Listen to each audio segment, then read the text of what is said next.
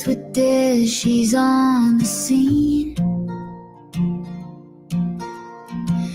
Texas grit, sharp and keen.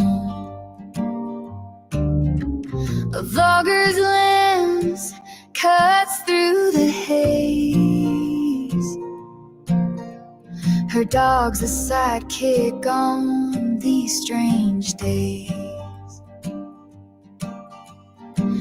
Late nights with Des, unraveling secrets you can't second guess.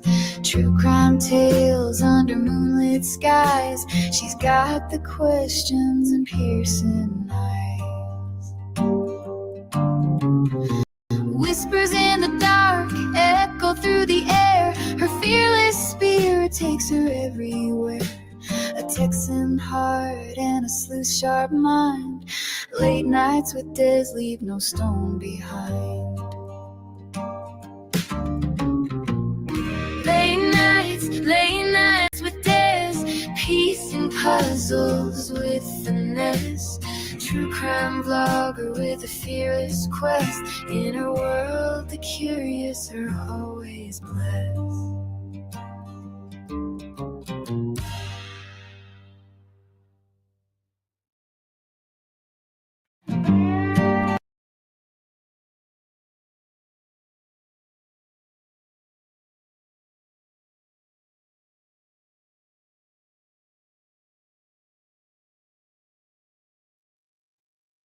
Why am I small?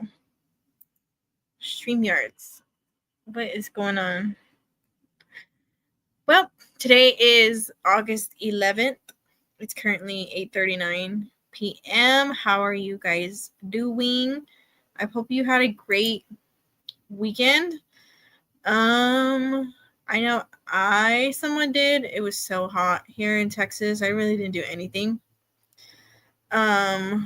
I was gonna do a live Sunday. Sorry, which was yesterday, but I had some things going on.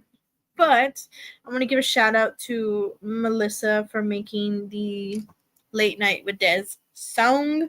I finally got it working, but I still can't put my original banner on. I think StreamYards doesn't allow it. And why am I so small? Why am I in the corner? Like, okay. Well, tonight we are going to go on to part 2 of our Caylee Anthony deep dive. Essentially, the Caylee Anthony case is going to be I want to try a multi-series thing on Caylee Anthony just because I want to stream her trials. Put my phone on mute. I want to stream her trials. I want to stream Caylee Anthony's trials. So hopefully we can do that. But tonight we're going to finish up where we left off. I honestly don't remember where we left off because I did it and then I took a break and then we went on other cases.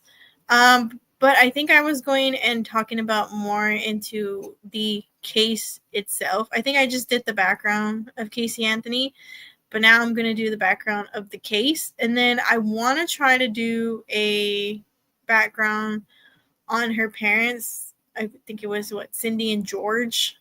So while I'm trying to get the Caylee Anthony, I did hear about the mass shooting that happened in Austin, Texas. I think it happened today in a Target. I think that's that I know of, that's the second mass shooting that's happened recently. I'm pretty sure there's more. I've been following Justin on TikTok. Shout out to Justin on TikTok. He gives like amazing like details and everything that's happening. But my prayers, sorry, I'm so sleepy. But my prayers and condolences go out to the victims and anyone who was impacted today at the mass shooting that occurred in the Target in Austin. I can try to find it and we can look a little into it. I can't see the comments, so if you're commenting, I really can't see. So tonight we're going to go on to part 2 of Caylee Anthony. For those who don't know who Caylee Anthony is, please go back to part 1, and I gave you detailed information on who Caylee Anthony was. But if you need a little refresher, I will read you who Caylee Anthony was. So, Caylee Anthony, why is she so famous? Because she unalived her own little girl, Caylee Anthony, back in June 16 of 2008. She claimed that this nanny had taken her and that she was looking for her, but since she was so busy with work, she didn't know what to do.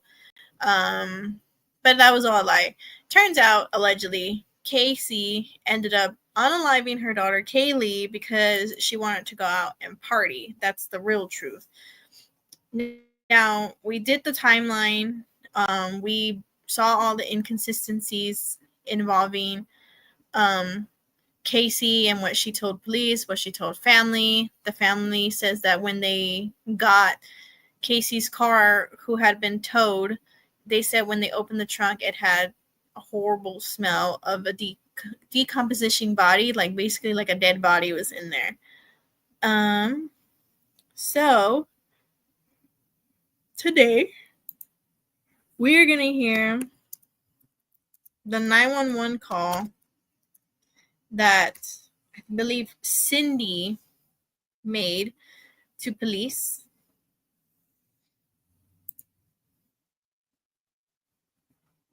But let me let this ad.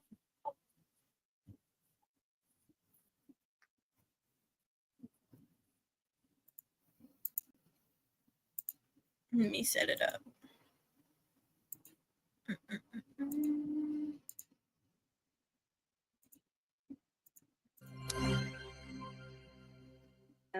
For identification into evidence, and there is a stipulation.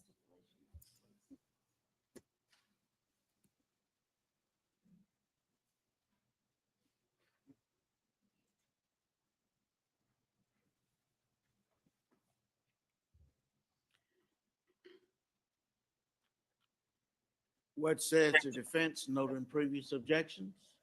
Subject to all previous motions and objections, Judge. Okay, it will be received in evidence as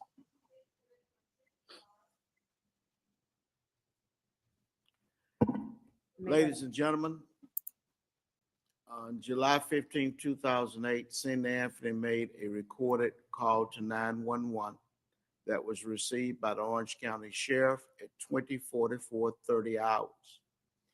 The recorded is a true and accurate representation of the call.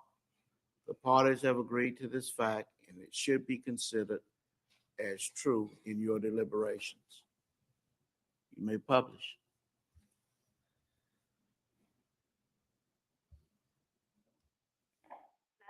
Theaters of your emergency.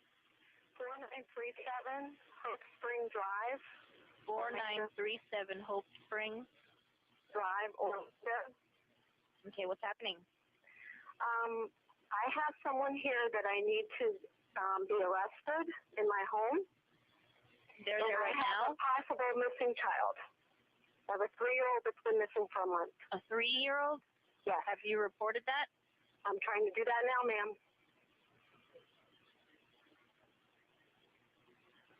Okay, what did the person do that you need arrested? My daughter.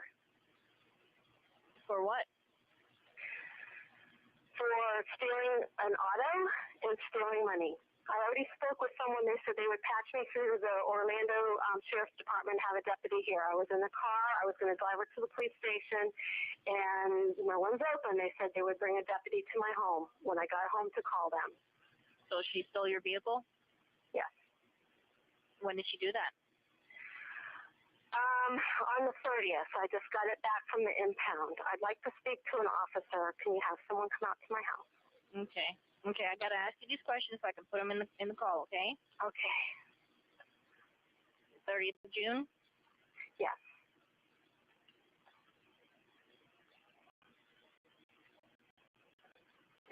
how old is your daughter? 22.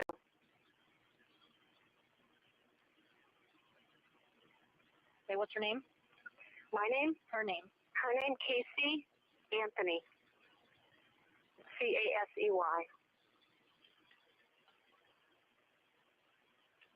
And your name? Cynthia Anthony.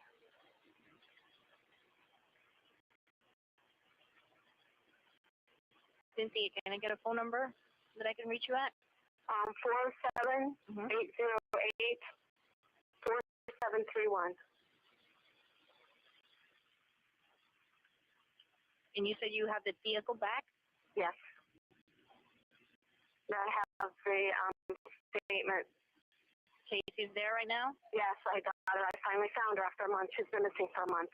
I found her, but we can't find my granddaughter. Okay, how tall is Casey? 5'1.5".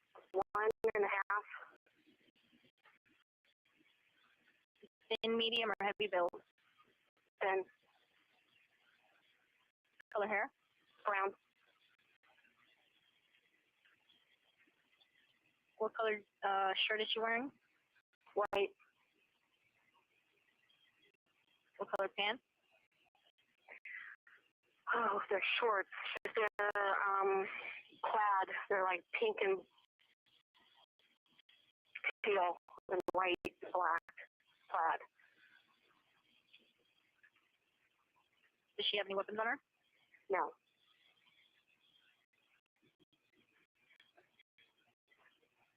Is Casey not telling you where her daughter is? Correct.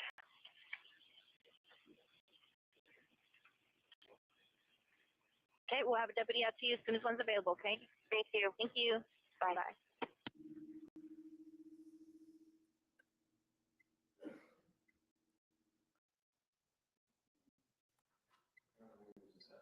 Same instruction you read.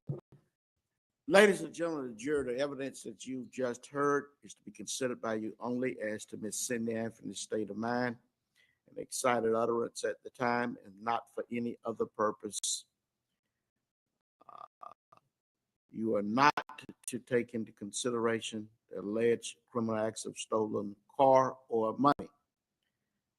Remember, the defendant is not on trial for a crime, wrong, or act that is not included in the indictment. You may continue. Mrs. Anthony, the car that you're referencing in that call, is that the Sunfire? Yes, ma'am. That is a car that your daughter had permission to have, correct? Yes.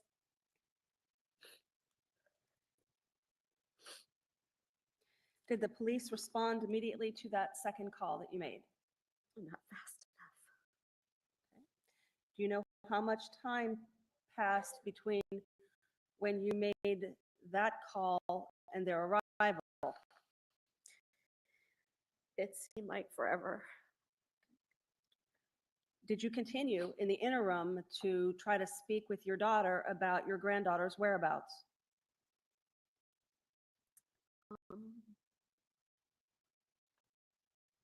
I popped in from time to time. I was trying to stay close to the garage in case they came so I could hear them. So I was pacing back and forth between the hallway from the living room to the garage, into the living room to Casey's room, and back and forth. I was just pacing because I was getting angrier and angrier and more upset as I was waiting.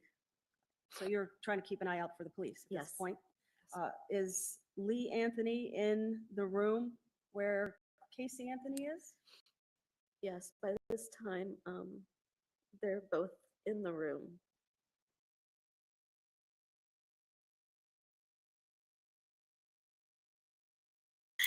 Oops. I meant to click the microphone and I took me off stage. Hi, Sassy. I hope you're doing good. I hope you had a good weekend. I agree with you. Casey is a POS human. And I agree with you. I feel like she did it. And some people say that her dad helped her cover it up, which will be George.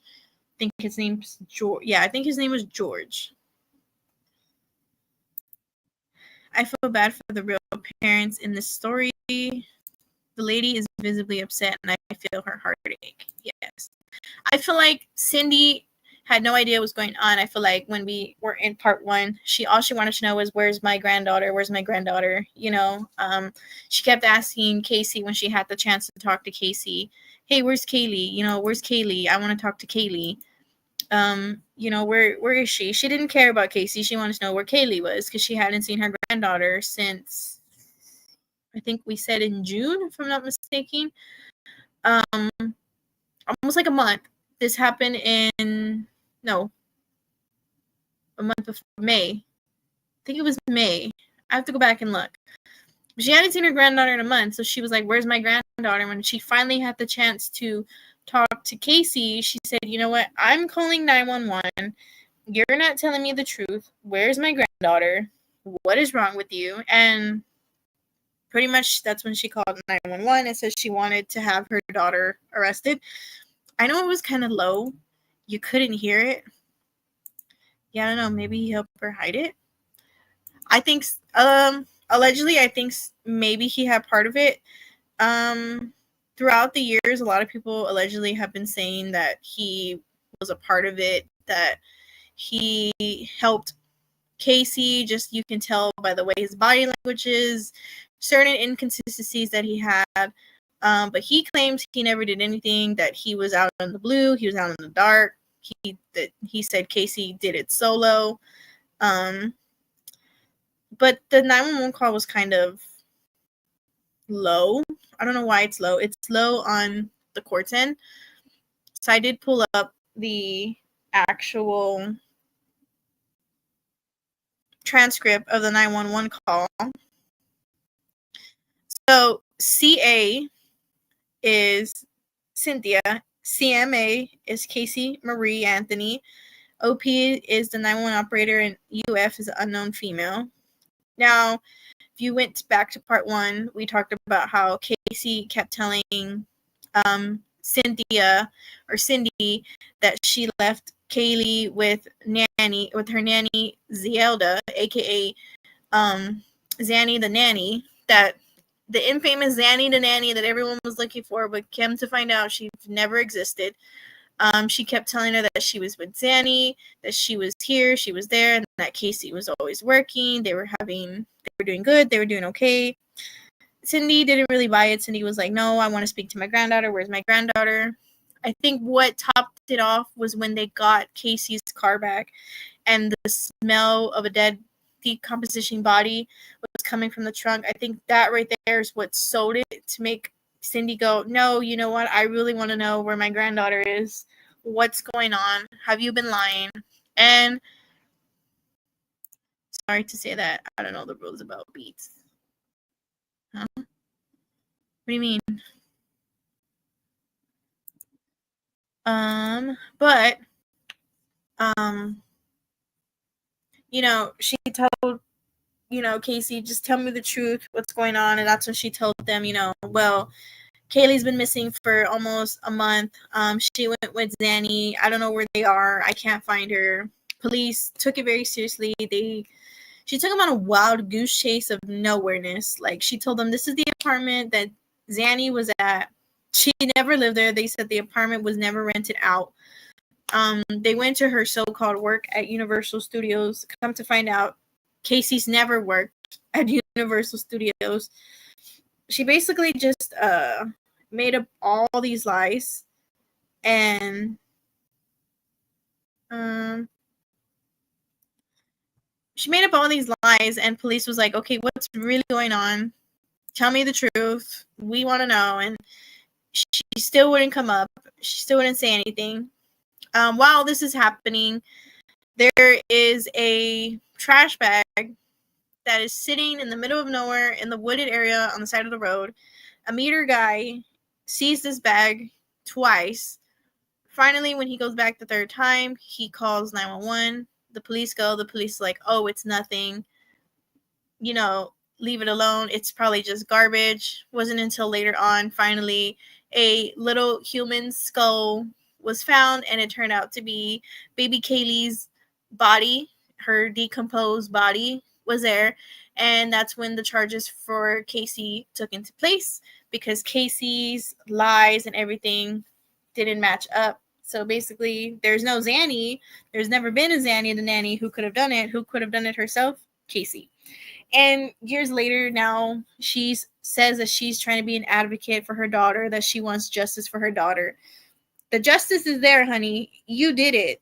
I'm going to say it. Allegedly, you did it. There's proof. I mean, you cannot change my mind. You did it. Like, you've done this to your daughter, because why?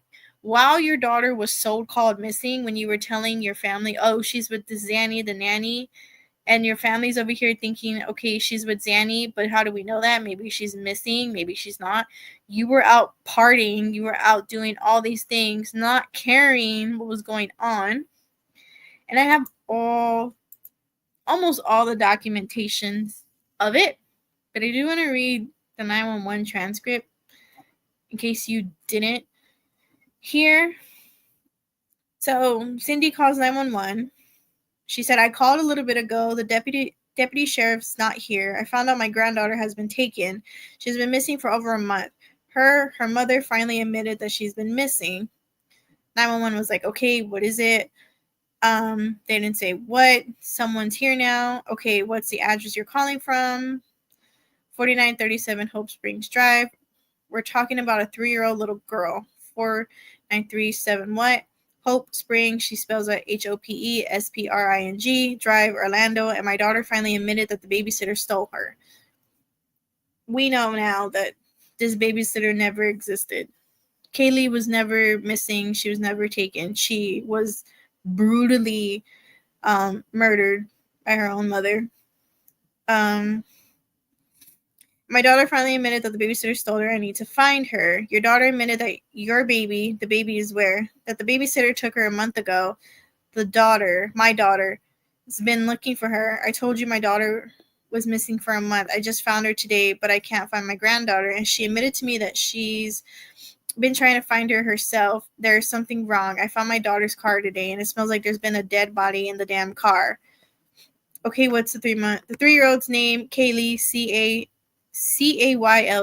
Anthony. Caylee Anthony, yes. Okay, she white, black or Hispanic. She's white. How long has she been missing for? I have not seen her since the 7th of June. What is her date of birth?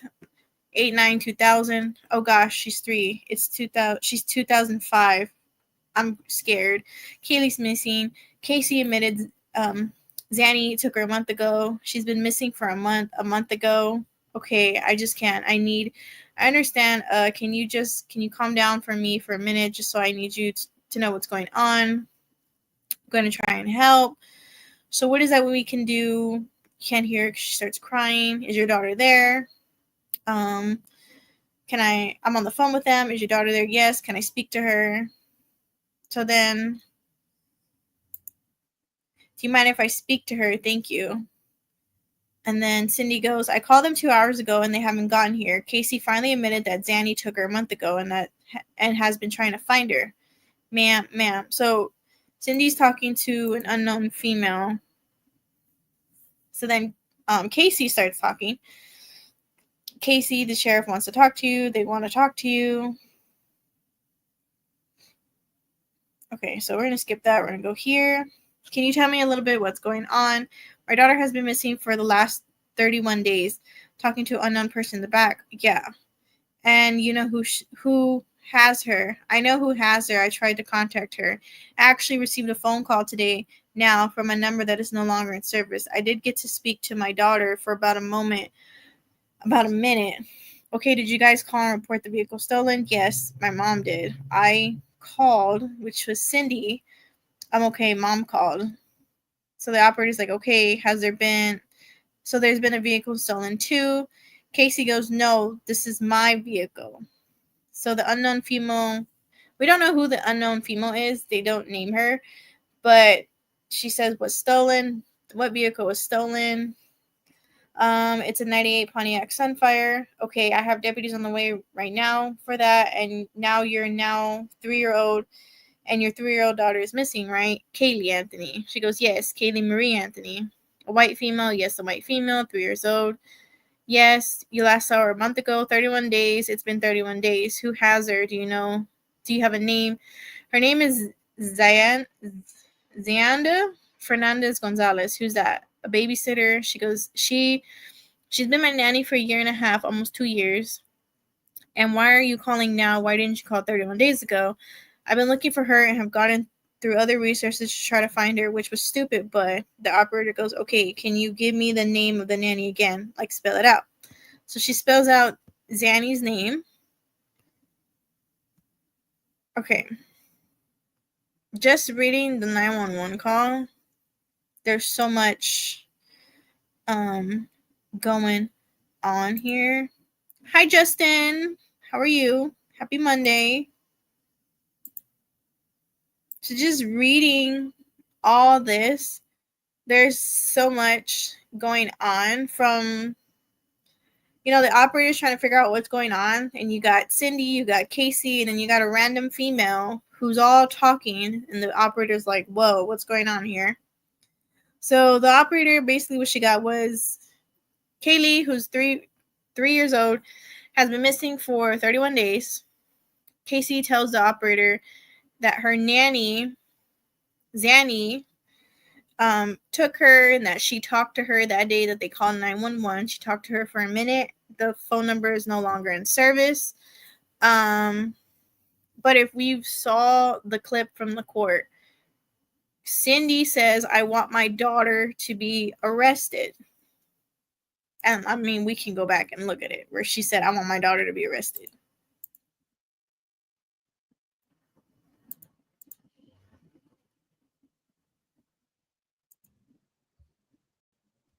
The address of your emergency.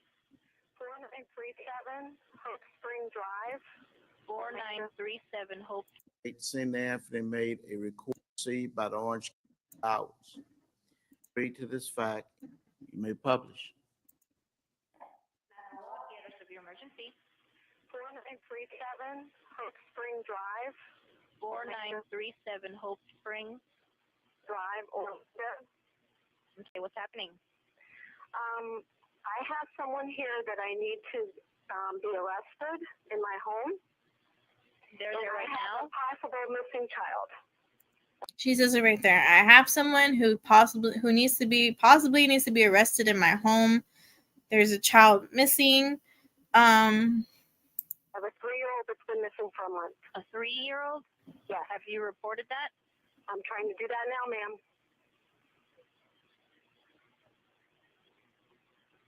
Okay, what did the person do that you need arrested?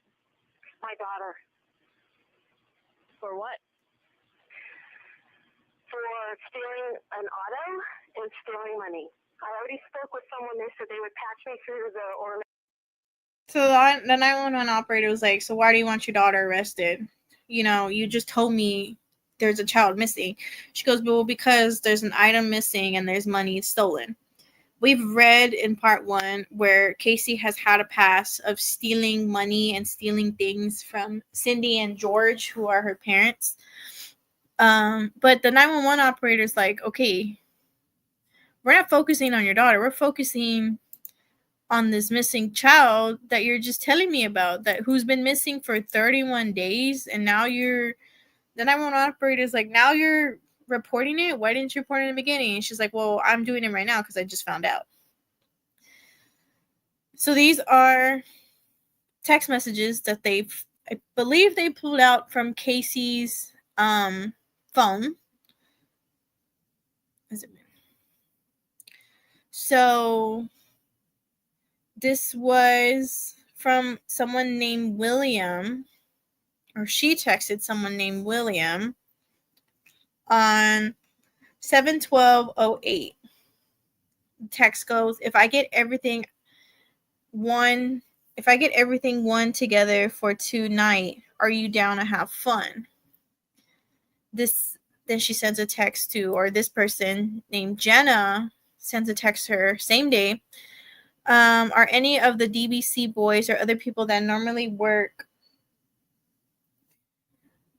working tonight? Again, another text to Jenna or from Jenna, same day. and I need some boy advice. Another one from Jenna, same day, the 12th. Oh, wait, no, I read that one. From NA, so I guess they don't want to name this person. Same day, the 12th. You are signed out of Yahoo Messenger. To sign back, select, oh, it's from Yahoo. So then she has one from her mom on the 12th. Are you coming home today? Another one. So this is all from the 12th. Someone named David had asked her, what you up to, babe? From mama, question marks. From David, FUCK, the BF I got in a hotel in Cocoa. Haha, party up, shawty. Another one from Chris that said, hey you. David, was that rude? LOL. Another one from David. LOL, it was sarcastic. Chill out. What are you up to tonight?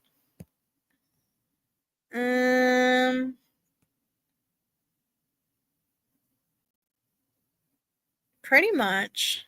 These are just text messages, I'm assuming, from her friends. So there's another one from William. Bring booth or back booth tonight. 8-0s retro dancing tonight. It's on. From Jenna, I don't think I'm going because no one wants to work it. Another one from Jenna, I think hang out with Hickey when he's done with the meeting. Ha. From Drew, I just left from a meeting there. From Sean, just getting out of work, about to head to a meeting. You, William, let me know about tonight or tomorrow because I'm going to get an early set, and it was nice to hear from you. What? One from Frank, plans tonight. Jenna, send her a number. Anthony, send her a number. Jenna, any news from the boys? Jenna, Hickey just texted me saying he still wants to hang out, but he has to take care of business first. One from William, hey, sorry to text you, but we are going to Vixen. Hit me up in the morning. I will see you there. I'm leaving, son. Hit me up when you wake up. I have friends that have a house on the beach. Huh? My brain had a little brain fart. Like, trying to read these. What? Casey has a lot of nerves. Zanny the nanny, she ain't lying, but Zanny isn't a person. To say that's her babysitter solves the crime boldly. In my opinion, she fed her child something toxic so the baby would sleep, and that's what happened. Maybe her dad helped her afterwards. We will never know. Exactly. Yeah, so police actually looked up Zanny, and they couldn't find any records of Zanny. And they actually went to the apartment complex that Casey so-called said that Zanny lived in. The apartment ended up telling police somebody lived there, but it was not a Zanny. They hadn't lived there since February. It's been vacant. They even took her to Universal Studios, and they told her, we've never seen Casey. We don't know who Casey is. And I agree. I felt like Casey did something for Caylee, poor baby Caylee, to sleep. And I believe too that allegedly, for legal reasons, that the dad helped her. Speaking of legal reason, I always forget to do my disclaimer. So I'm going to do my disclaimer like 30 minutes in. I really need to put it in the banner, like Janelle said. But everything I said is all alleged in my opinion. It's for entertainment and educational purposes only. I get my trusted sources and resources from trusted sources or news stations or from vetted facts. I'm not responsible for anyone else's commentary, actions, what they say, or anything like that. I like to give a huge shout out to Crime Timeline. If you're a new true crime creator, or if you're wanting to look at true crime cases, Crime Timeline has some good cases on there. It has everything you need from all the documents, the caseworks, even gives you some videos of the trials. It's all on there. Crime Timeline is the best. No, this is not sponsored, but I have to give them a shout out. I can't believe she's on TikTok. I couldn't believe they let her have a TikTok. Like, when I heard Caylee Anthony was on TikTok, I was like, what? Why would they let this monster on TikTok? It's like saying Brian Koberger was able to have a TikTok. Like, are you freaking kidding me? Why do you give her a TikTok? Apparently, her TikTok is her trying to advocate and bring awareness to Caylee and try to bring justice. I don't know what justice there is. I mean, you're the justice girl. Put yourself in jail. You did it. Like, she's trying to preach to the newer generation. And when I heard she wanted to preach to the newer generation, I was kind of like, you know what? Let me remind the new generation who Caylee Anthony is, who the Caylee Anthony we all knew, not this advocate or this TikToker who's coming out trying to make money. No, let me remind you who Caylee Anthony is.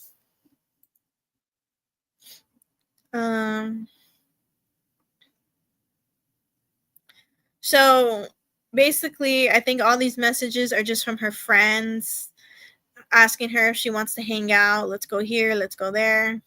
Her mom has been trying to text her as well, trying to get her attention, like, hey, call me. Are you coming home? Let's talk. Where's my granddaughter? It's 14 pages. If you want to see it, it's listed on my Discord in the Caylee Anthony file, or you can head over to Crime Timelines and it'll say Caylee Anthony, and it has literally all the documentations here. So now I'm going to read you the affidavit.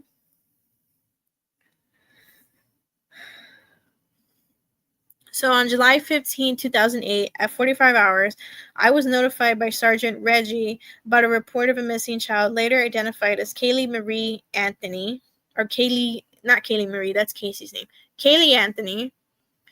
The initial report indicated that the child was last seen at blank around apartment blank on June 9, 2008, between 9 o'clock and 1300 hours. According to the child's mother, the child was last left with the babysitter, which will be Zanny the nanny, at the above S. Conway Road address. Since June 9th, the defendant has not been able to locate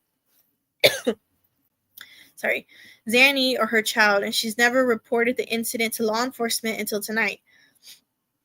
The reason she was reporting it tonight was because her mother, Cindy, insisted on calling the police after the defendant told her she hadn't seen the child for over a month.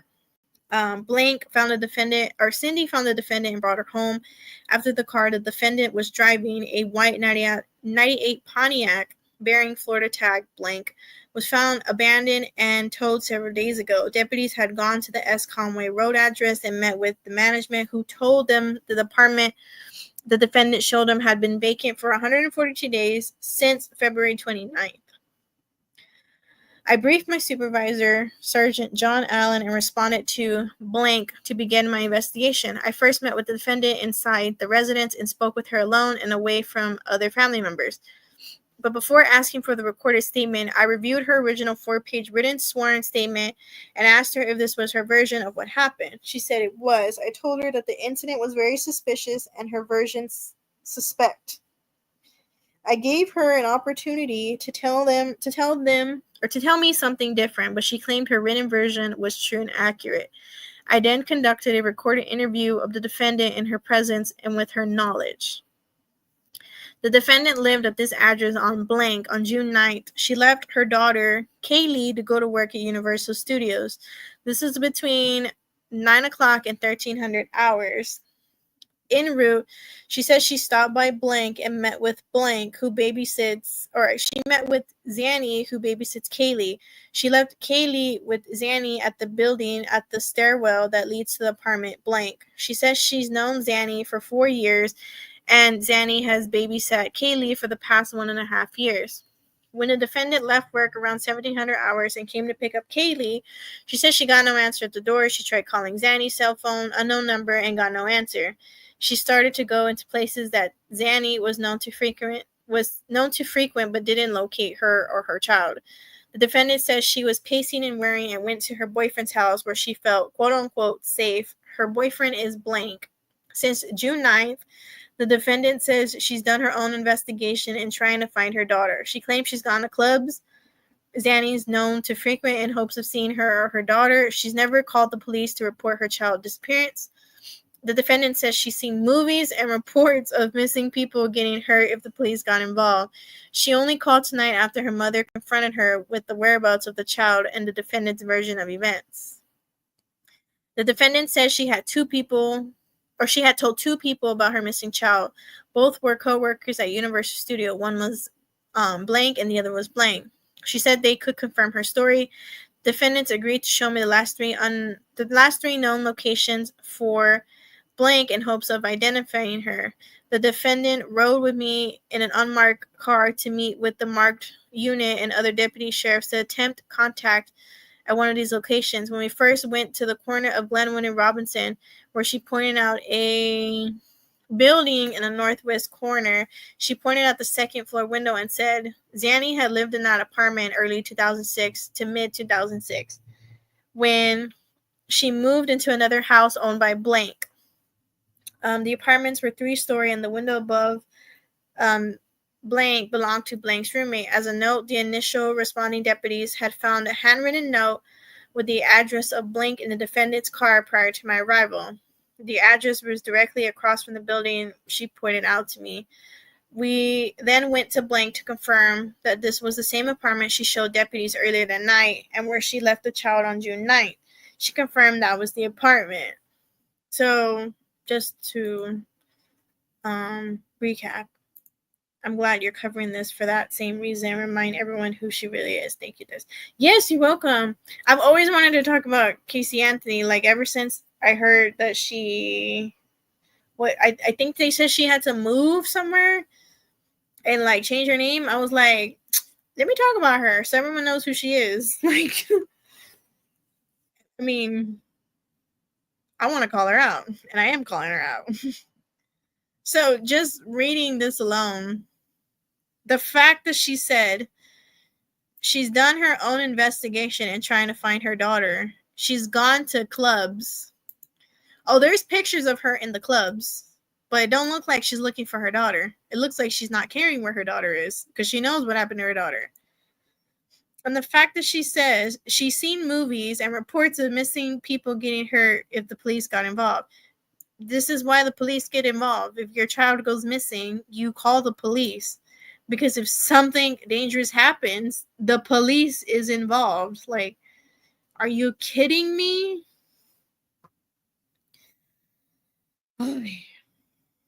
I just can't with her. We then went to the crossings at Conway Hometown Community near Michigan Avenue and South Conway Road. This is where Blank's mother allegedly owned a condo and where she claimed she dropped her child off several times between mid-2006 and early 2007. We rode through the complex down the street, and the defendant said she couldn't remember what the address was. We knocked at 3 different addresses, blank, blank, making contact with 3 different tenants, and if all which did not know Zanny or her mother blank. The defendant says she didn't remember the house because she stopped paying attention to it since she came so many times. How do you not know where the house is? If you've gone so many times to a place, you're going to know where this place is at. Like, are you kidding me? That's red flag 1. I dropped the defendant back off at her residence on blank, telling her I would call her if I needed anything prior to leaving. I was approached by her father, George, who stressed his concerns that his daughter is holding information back, and he and his wife, the defendant's mother, fear something may have happened to Caylee. I met with Sergeant John Allen and briefed him what had transpired thus far. From there, I went to whole Redacted and met with Redacted, who is a maintenance man, and Redacted, who's the manager. Neither claims to know a Redacted. They were shown a photo of the missing child, Caylee, and no one recognized her. They confirmed that the apartment the defendant mentioned had been vacant for 142 days. Redacteds let police into the apartment, and I confirmed it was vacant. They ran several names in their system and found a blank who had came to look at the apartment on April 17th. She was never a tenant. They gave me a quote-unquote guest card completed by blank, which contained her cell phone number. I then went to Universal Studios and met with the investigator, Leonardo Totoro. After briefing him on why I was there for, he checked several names in their database and came up with the following results. The defendant was fired from Universal on 4/24/06, and she was not currently employed there. Blank, an alleged outcry witness, did work for Universal Studios, but he was fired on 5/13/02. Another alleged outcry witness was found as a current or former employee of Universal Studios. Blank, who the defendant claimed as a seasonal employee, was also not found as a current or former employee of Universal Studios. While with Leonard, I called the defendant on my cell phone and put my phone speaker on so we could all hear. The defendant confirmed that she worked for Universal as an event coordinator. She said her office extension was redacted. Leonard said that was not a valid extension and even tried calling it. She said her direct supervisor was Blank and they have no Blank employee there. The head of the events department is Blank. Leonard called him and confirmed that they did not have the defendant listed as an employee, either past or present. I asked the defendant where her office was. She claimed to have her own office and she couldn't give me the building number or location. When asked if she had her current work ID, she said she didn't know where it was. I asked Sergeant Allen to see if he could have someone go back to the Blank address and meet with the defendant to see if she agreed to come to Universal Studios.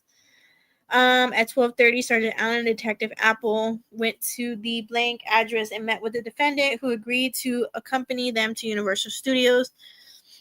The investigator, Tutora, agreed to assist us with this. So basically, police was not playing. They were like, let's go to Universal. Let's see what's up with this girl. Let's see if she ever worked at Universal. Turned out she did. She was fired. She told police that she was the event coordinator and her supervisor. She gave them a list of names. So they asked somebody who worked at Universal, was she ever an event coordinator? No, she wasn't. They asked her if these people worked there. They said some of them were fired or some of them never worked there and some of them never existed. So police was like, okay, well, where's your office? You say you have an office. Let's go to your office. She's like, I can't disclose that with you. Why can't you disclose that with police? Police is trying to help you find your missing daughter. So police is like, you know what? Let's get her over here to Universal and let's call her out. Let's say, hey, where's your office at? Who are these people? What did you do? You know, there's a missing child out there. You know, they're taking this very seriously. So once at Universal Studios, I met with the three at the employee entrance. Investigator Tutora was present. The defendant, who did not have her ID, explained to security guard at the entrance she was a current employee and lost her ID. When the security guard, Blank, asked who her supervisor was, she told him it was Blank. When told no Blank worked there, she had no answer. Investigator Tutora agreed to escort the defendant to where she said she worked. We followed her into a building nearby and down the building in her hall. She walked with purpose and acted like she knew where she was going. Halfway down the hall, she stopped, turned to us, and told us she hadn't told us the truth, and she was not a current employee. At this time, we found a small conference room in which to talk to the defendant.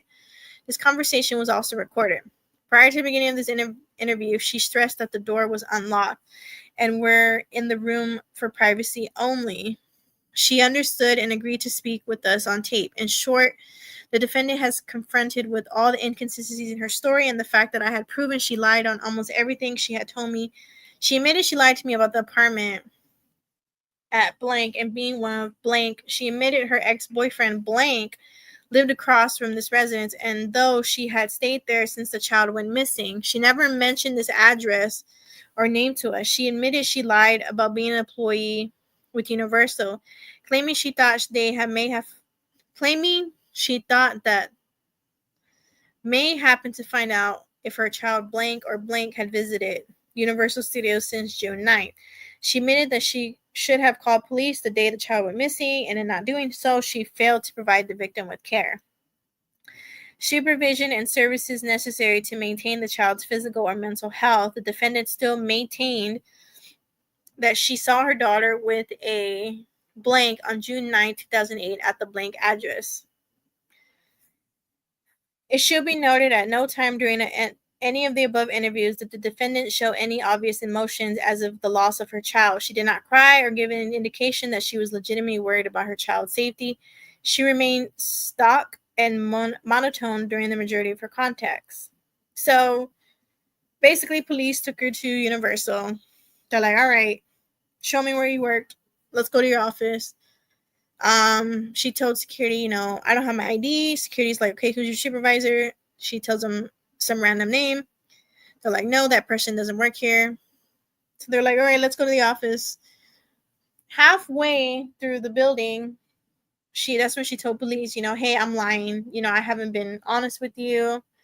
And now she's finally, so what police is saying, she's somewhat telling them the truth. Now she's letting everything out.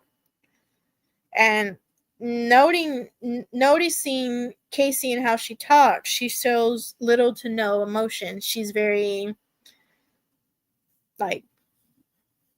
she just shows no emotion. That right there is red flag number 2.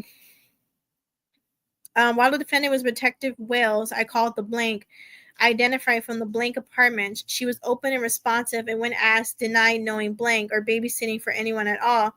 She agreed to meet with the investigator to give a sworn statement. This is later done by OCSO, Missing Persons Investigator McBride, and Investigator Carey, where she was shown photos of the defendant and in blank and denied knowing either. Once back in the Universal parking lot, Sergeant Allen pulled up at the blank our David system. The defendant couldn't identify any of them based on this. I had him pull up the photo of the blank I just spoke with, and the defendant said she didn't recognize her. In the course of this investigation, I received phone calls from several people who know the defendant. All claim she is a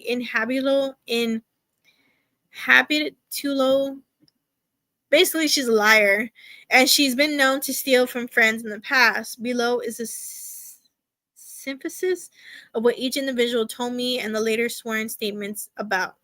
Blank was the person who told the defendant's mother where the defendant could be found on the evening of the 15th. She claims that the defendant picked her up from the airport around 14:30 hours on July 15th in her blank car. Blank had loaned the defendant her car for a week. She was gone. Blank claims the defendant stole some checks and approximately $700. Blank lives with redacted. She can't recall the last time she saw Blank. So now, police is getting calls from people who know Casey, basically friends, and they're like, hey, she's known to be a liar. She's a huge liar, and she likes to steal. She stole some checks and she stole $700 from one of her friends, which is crazy. If you knew. We all know Caylee Anthony is a huge liar. Blank called claiming he first learned of Caylee's disappearance by deputies coming to his house early this morning and inquiring about it. He claims he met the defendant in May and had been dating her since June. He last claimed he saw Caylee on or about June 2nd while at the Puez complex. He had not seen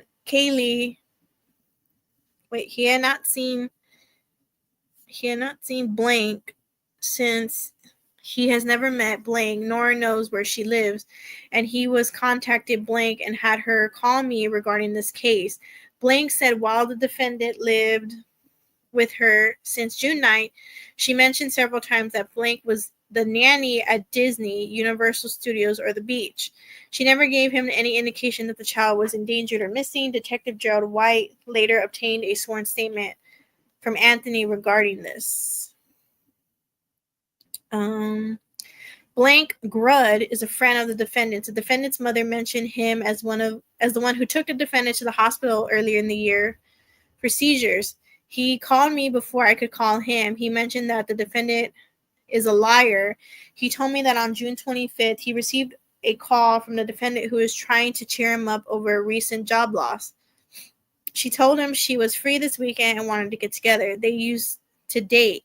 She said that blank was with the nanny and then they had gone to the beach for the weekend. After learning from this incident, he immediately called me to let me know this and how it contracted with the defendant had been telling everyone.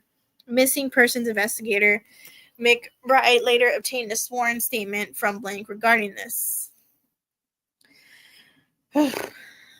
Blank, a friend of the defendant, called after seeing the missing person story on blank on the news. She claims to be the defendant's best friend. She also said the defendant and blank had been to her house and had gone for a walk on either June 12, 13, or 14. She's sure of the date. She says she was surprised to hear the child missing. Investigator Caylee De Guzman later obtained a written statement.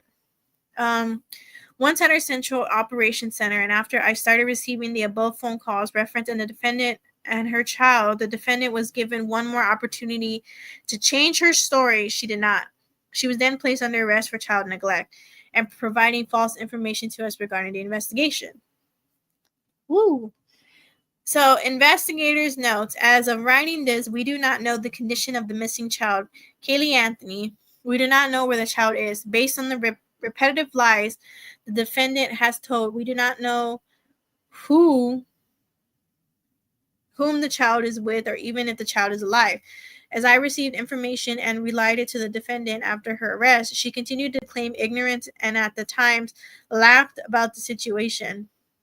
She still failed to show any outward signs of remorse or concern for her missing daughter.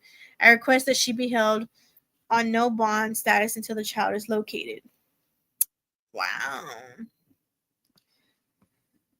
So they basically arrested her and was like, yo, you're lying to us.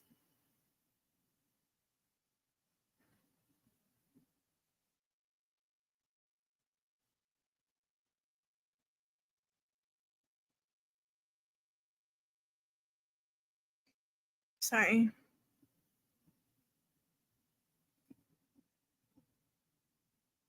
I usually put my phone on do not disturb, but now it's like going off. I don't know why.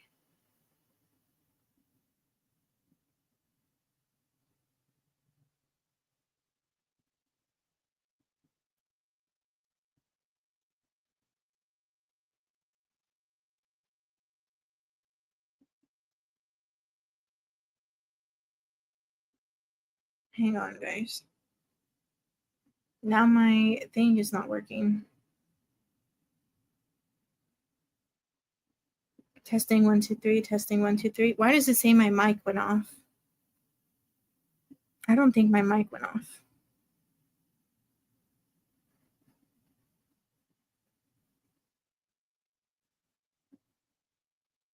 Testing 1 2 3. Testing 1 2 3. Okay, well it's working on my phone's end.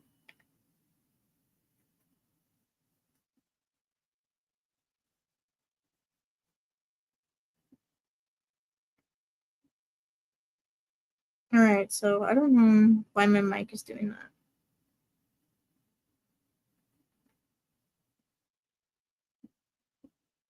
Hang on, y'all. My mic is being weird.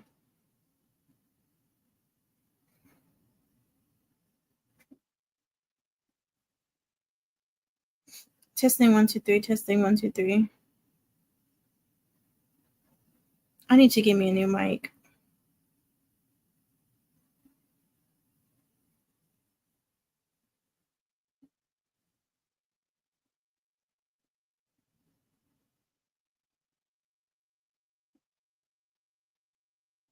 Okay, it works. Yay. So basically, they arrested her for child neglect and for providing false information to police. So now, oh, my nose. This is, I'm guessing this is a property form.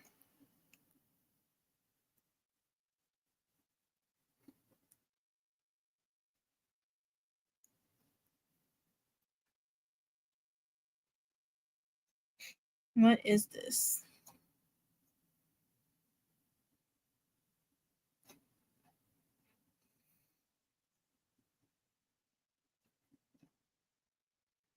Oh, okay, so this is a statement.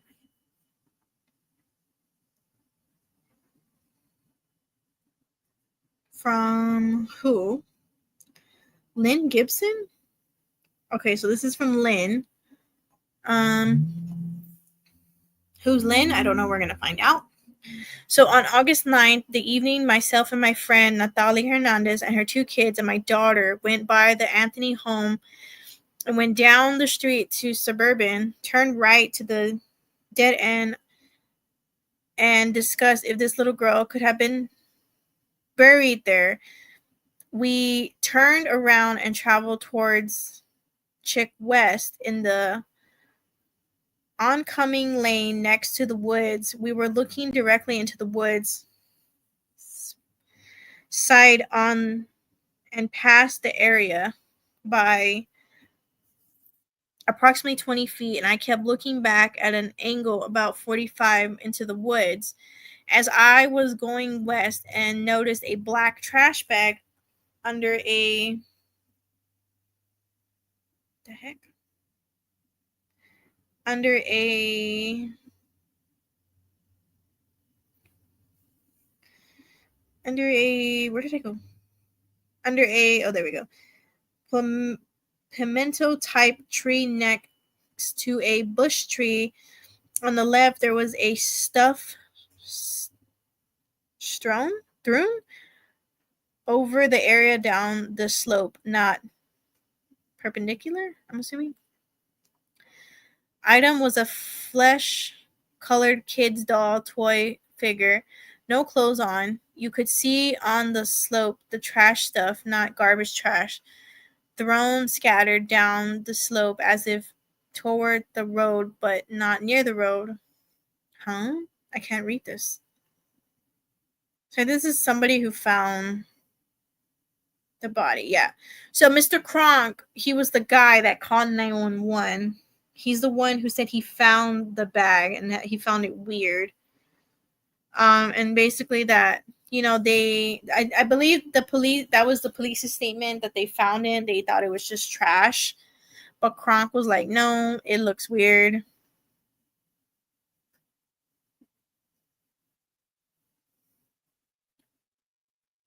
Okay. So, okay, what is this?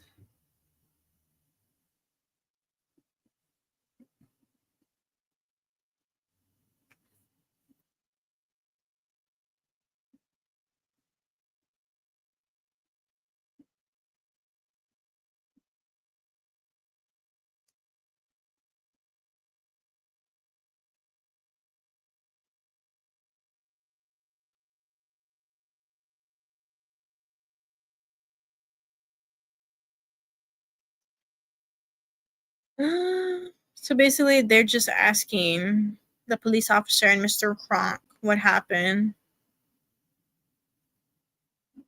Okay. So this is an affidavit for criminal indigent status, Caylee Marie Anthony. This is just another piece of thing. We read the transcript.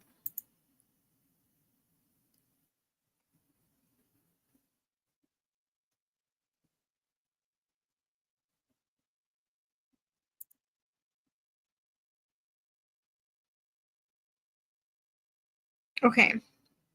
So I want to talk about, because next we're going to do I want to talk about what was found in the crime scene. So like I said, later on they end up talking about they discover Caylee's remains. So let's do, before I show you the pictures, let's see the statements, and then let's see the autopsy, and then we're going to show you the pictures. What is this? I think this is the arrest warrant. Yeah. I want this one. Oh. Wait a minute. God dang it, what's my computer doing? See how it's just like not cooperating with me? I wanted this one.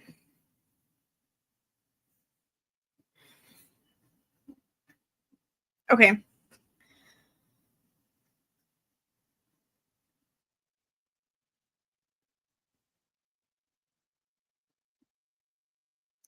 Oh, if my computer stops dancing around like there's no tomorrow.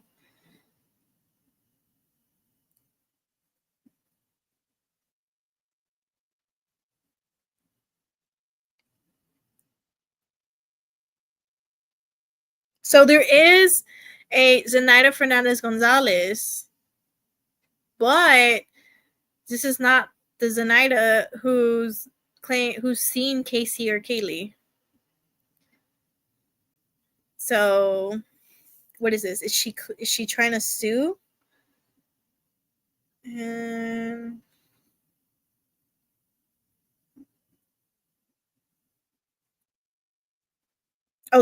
She's trying to sue her for defamatory statements, I'm assuming. Wow. That is crazy. All right. Woo. Oh, what is this? Crime scene report. Okay. Oh. Why does it do that? Let me see. It's loading. So this is the crime scene report, if it ever loads. It's 122 pages, but I'm only going to read the first page. If you want to read the whole 122 pages, crime timeline, Caylee Anthony or Casey Anthony, it's all there. So at 10:30 hours on Thursday, December 11, I was notified by Commander Joseph that the possible skeletal remains of a child had been located at the above address. I responded to the scene and met with lead CSI Jennifer Welch and Vanessa Rodriguez, Melissa, and Detective William Eric Edwards. At the time of the arrival, it was overcast and rainy. Detective Edwards informed me that the county worker had entered the wooded area, located a black plastic bag, and had punctured the plastic bag with a stick, and the child's skull had came out of the bag. I was told that CSI Geraldo Boyce had responded to the crime scene and confirmed the remains were human. Based on this information that the remains have now been exposed to the weather and environment, and in order to preserve all items of inventory value, the decision was made to collect the remains at this time. I observed the scene to be a heavily wooded area in the east of the residential neighborhood. There was a heavy vine covering the trees in the area, which obscured the view of the woods from the roadway. The south shoulder of the road sloped down to the lower elevation where the skull was located. A thick vine was covering the ground along the slope and into the wooded area. An opening in the vines hanging from the trees and slight matted ground vegetation created a small path into the wooded area. I observed a rotting log located on the west side of the small path. To the east is the log. I observed a small skull with duct tape over the lower area. The hair had mostly fallen from the skull and was surrounding the base of the skull to the ground. Also noted were a black plastic bag and a white canvas bag in the northwest of the skull. Visible skeletal remains were located on the ground and partially covered with vegetation in the area of the skull. These items were just inside at the location of the view of the heavy vine, obscuring the view of those items to the west. So basically, they found Caylee's remains. This is when they found her. So what else they found was a gray cloth at 14:29 hours, observed at the morgue to be a suspected pieces of diaper/training pant and striped shorts. Wow. So So besides that, Casey was looking up some things, and the FBI, I'm assuming this from the FBI, they pretty much said what it was.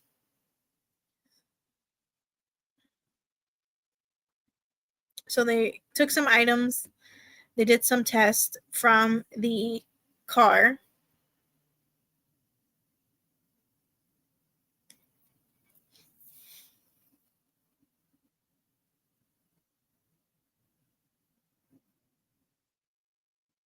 Okay, so I'm going to read you the important stuff. So the FBI laboratory is requested to conduct appropriate examinations on items of evidence listed in the body of EC, bearing in mind the history of the investigation to include the possible use of chloroform on the victim. Please examine the evidence for additional. So basically, this is the chloroform analysis.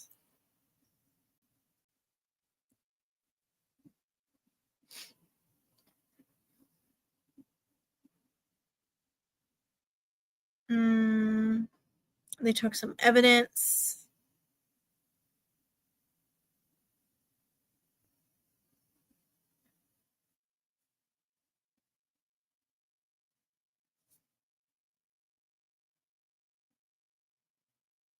This is a lot of. I've always heard that she used chloroform. I think allegedly, I think she did.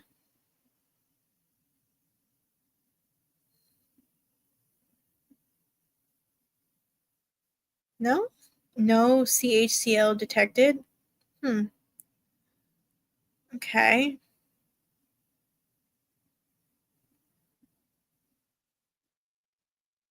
So this is a picture of the car seat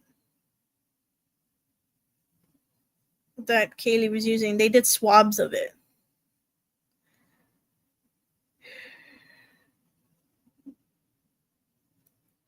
I do have the crime scene photos. Okay, let's go to the next one.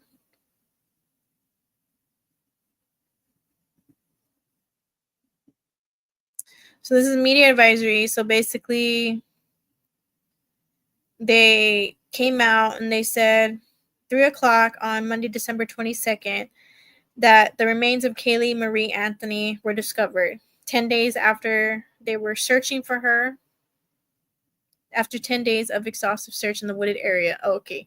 So after 10 days of searching in those woods, they located Caylee's remains. So this is Caylee Anthony's autopsy.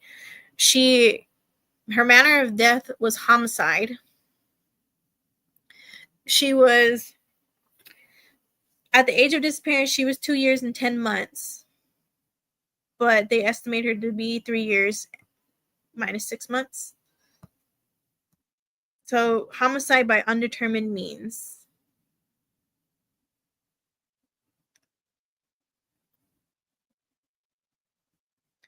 So portions of the skeletal remains intermixed with 2 plastic trash bags and a canvas laundry type bag.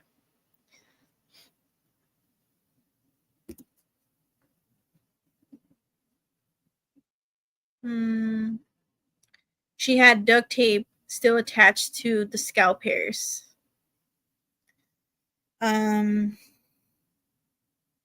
She had no anthurium trauma to the skeleton.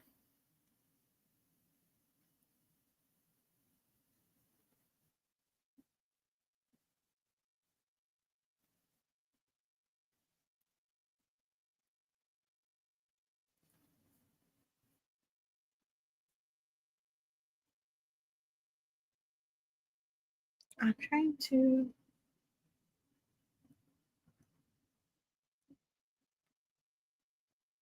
So they couldn't really determine what happened to Caylee. All they're saying is it's homicide.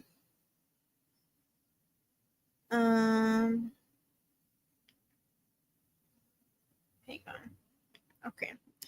So yeah, they basically cannot determine with certainty, but the manner of death is homicide. Because they just found her skeletal remains. They couldn't really tell you what happened. They couldn't really do like a whole tests to see. But they were finding pieces of her body. I'm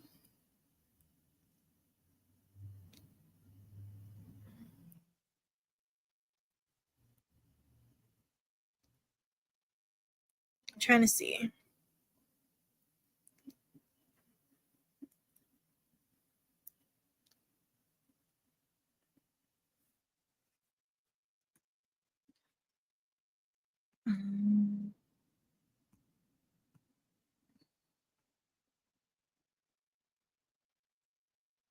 They found her baby blanket. It was Winnie the Pooh. She had a diaper or a pull-up on. Oh, God.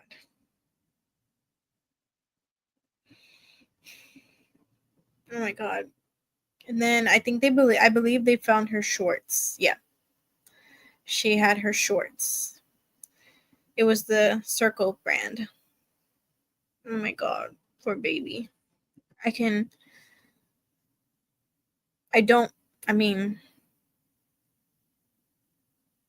my God, I'm lost for words.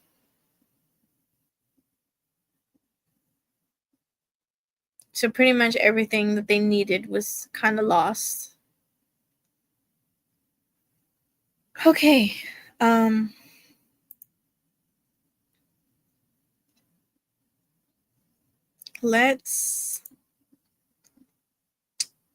don't want to go into too much because some of it involves Madeline Montgomery,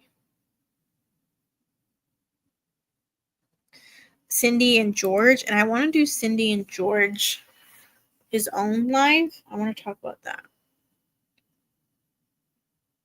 What in the world is that? Okay. So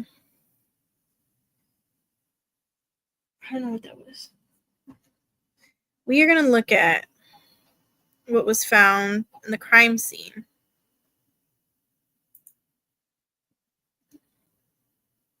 So this is I think these were only shown in court. But this is from the crime scene. Come small, big trouble. I believe that's her skull and her bones.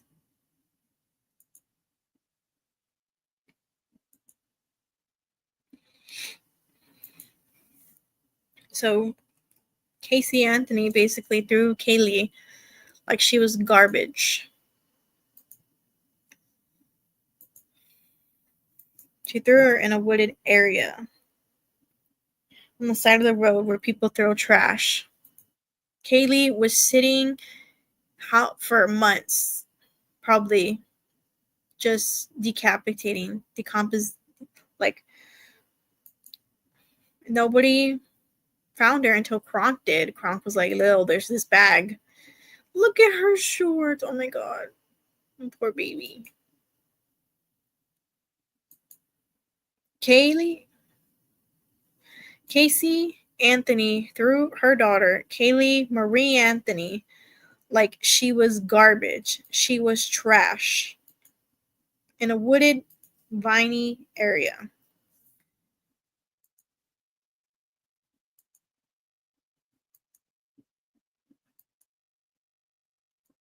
Caylee Anthony, you are a POS monster. You are a monster. I mean,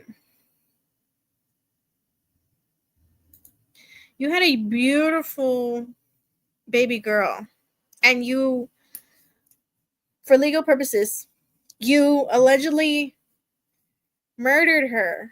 You threw her in the wooded area like she was garbage, like she was nothing.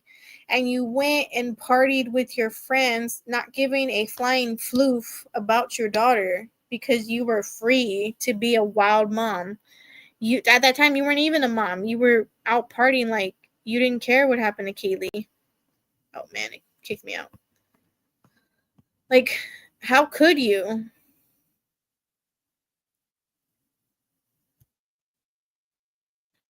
How could you do that to your own daughter? Like, you carried her for 9 months, right?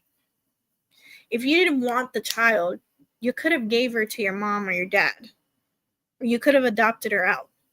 If you didn't want to be a mom, there's other options out there that does not involve harming or unaliving your own child. My mom has always said it. Hold on.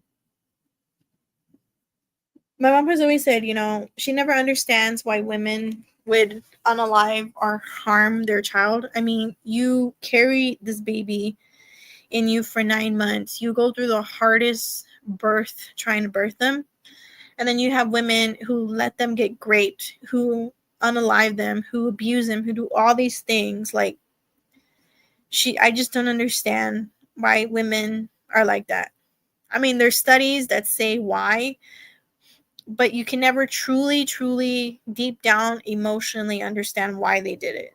And like how they could sleep at night. Like, how do you sleep at night, Casey, knowing that your daughter was in the wooded area in a freaking trash bag, just sitting there, and I hate to say it, rotting away? Like, how do you let that happen? That's what I want to know.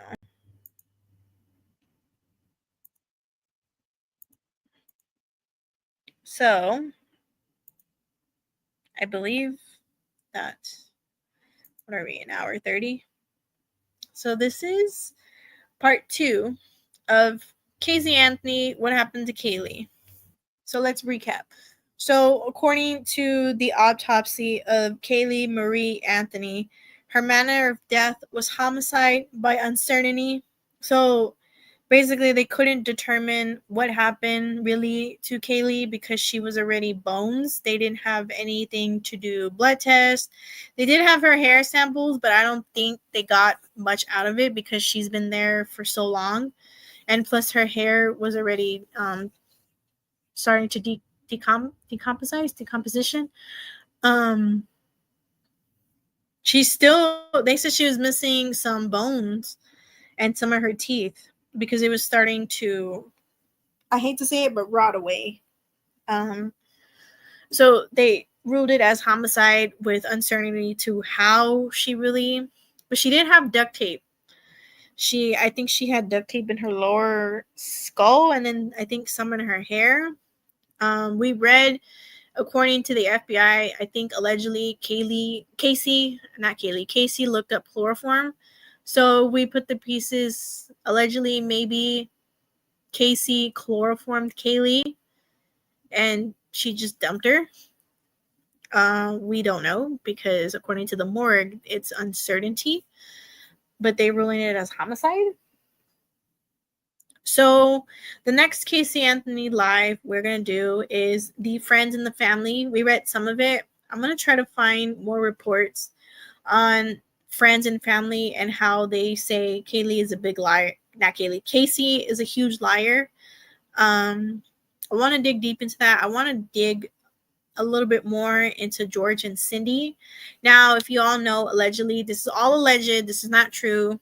This is from other people's alleged statements and speculations that they think George had something to do with it. They allegedly think George helped Casey in hiding Caylee's body.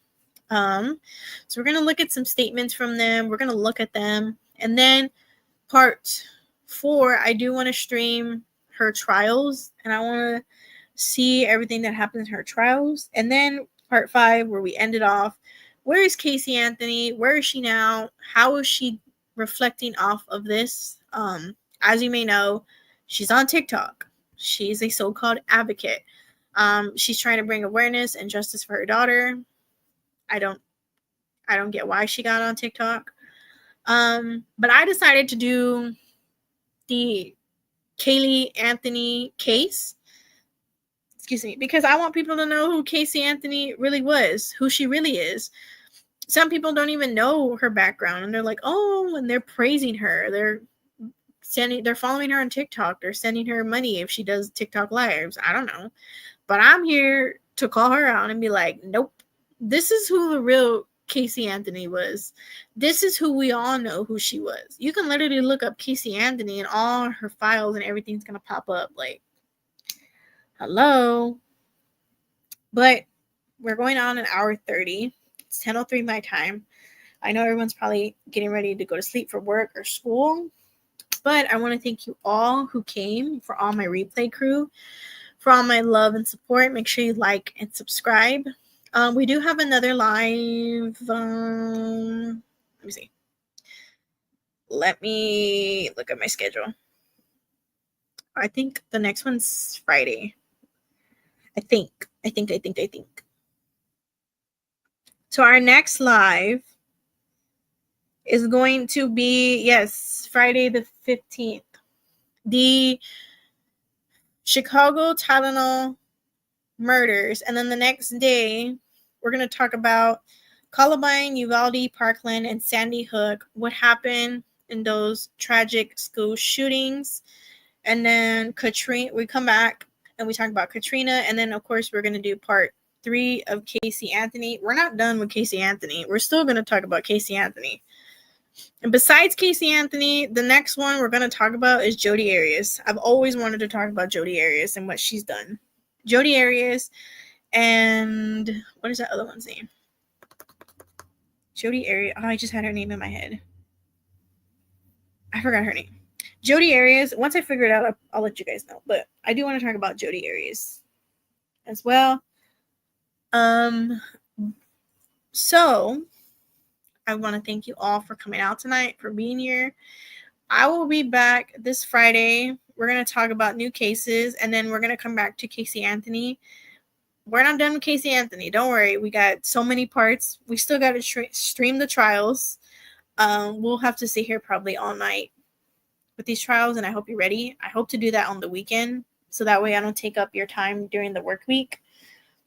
But yeah, I want to thank you all for being here. I love you all. Thank you to all my supporters, my replay crew. Make sure you like and subscribe, and I'll see you guys on Friday. Bye, guys.